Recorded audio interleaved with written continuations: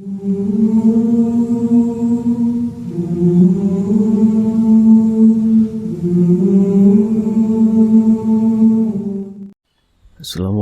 warahmatullahi wabarakatuh. Selamat datang kembali di channel Mutiara Kehidupan, channel yang akan membahas kisah atau kejadian yang terjadi di seluruh penjuru dunia. Kali ini saya akan membahas kisah misteri Gunung Butak Malang, part yang pertama. Kisah nyata dua pendaki yang temui banyak hal aneh sebelum puncak. Langsung saja, mari kita simak ceritanya. Kisah nyata ini dialami oleh dua orang sahabat bernama Sumi dan Slopong. Bukan nama sebenarnya.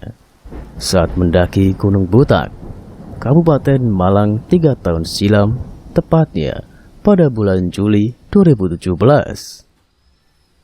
Slopong adalah salah satu mahasiswa di Universitas Negeri ternama di Yogyakarta. Sedangkan Sumi saat itu masih menjadi mahasiswa aktif di salah satu kampus Islam yang berada di Surabaya. Keduanya sudah saling kenal sejak di pesantren di Kabupaten Jombang. Singkat cerita, saat itu Slopong sengaja datang ke Surabaya. Ia berniat mengajak Sumi untuk mendaki Gunung Butak sembari menghabiskan masa libur panjang kuliahnya.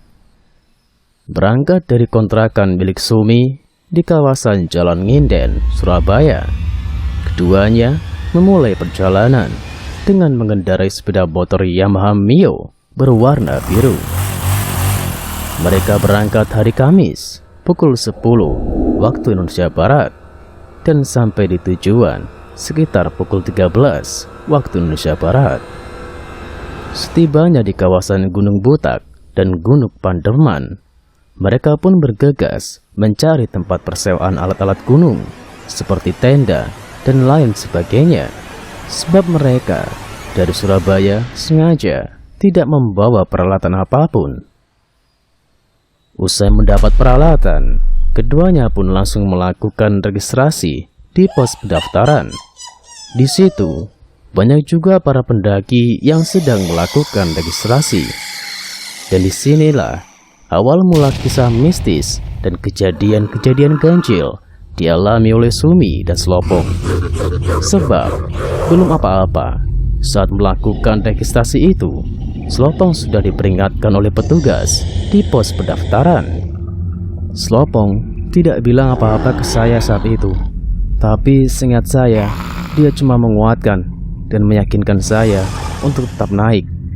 Dan katanya pas dia tanya-tanya ke petugas itu, untuk sampai ke puncak kita butuh waktu 4 jam.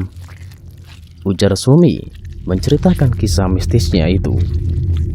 Selesai melakukan registrasi, Sumi dan Slopong sepakat memulai perjalanan pukul 18 waktu Indonesia Barat.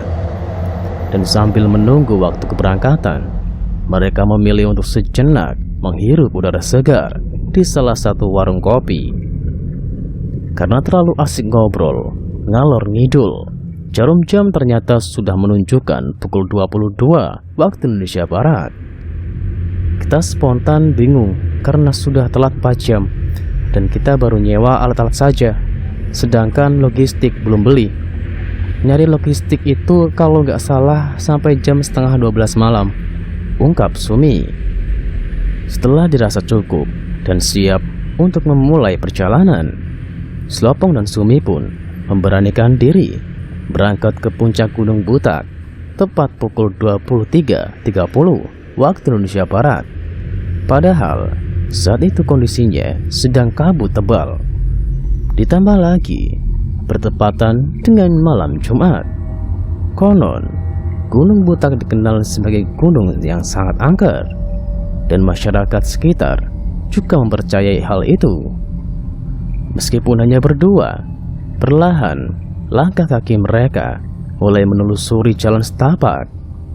Tak pelak, kejadian-kejadian mistis pun mulai berdatangan. Pas awal jalan, kita langsung disambut suara macan. Entah itu beneran atau tidak, Yang pasti suaranya jelas di balik semak-semak dan gelap. Beber Sumi. Mendengar suara itu, keduanya pun merasa was-was tak karuan. Betapa tidak, selain hanya berdua, hawa dingin bercampur kabut tebal semakin menambah aroma mistis pada malam Jumat itu. Hanya berbekal pikiran positif, mereka kembali melanjutkan perjalanan.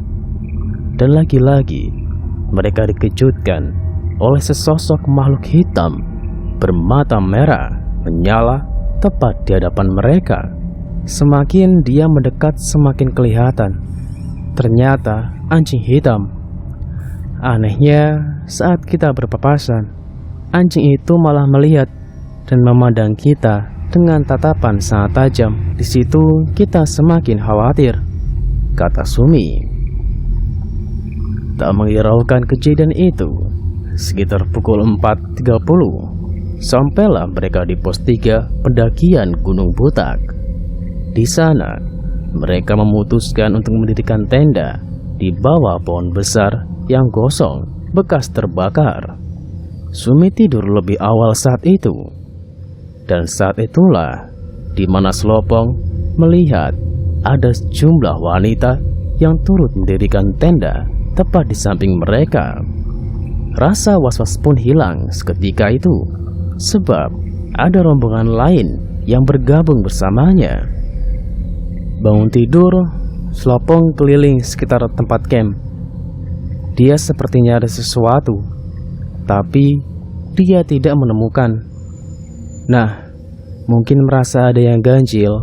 Akhirnya Slopong mengaku jika sebenarnya saat registrasi itu petugas sudah mengingatkan kalau berangkatnya lebih baik Jumat pagi saja, jangan Kamis malam. Apalagi hanya berdua, papar Sumi.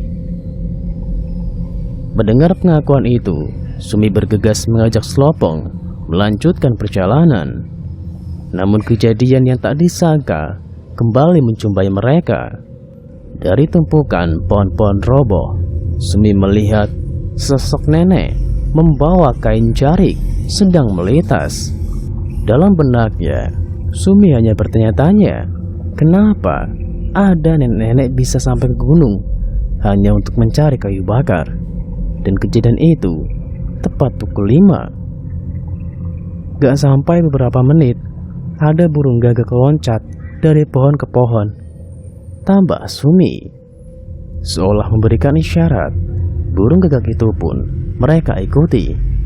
Hingga akhirnya bertemulah dengan dua orang pendaki di sebuah jalur pendakian yang tak jauh dari pos 3 tersebut. Itulah part yang pertama dari misteri Gunung Butak Malang. Nantikan part yang kedua. Tetap channel Tiada Kehidupan. Wassalamualaikum warahmatullahi wabarakatuh.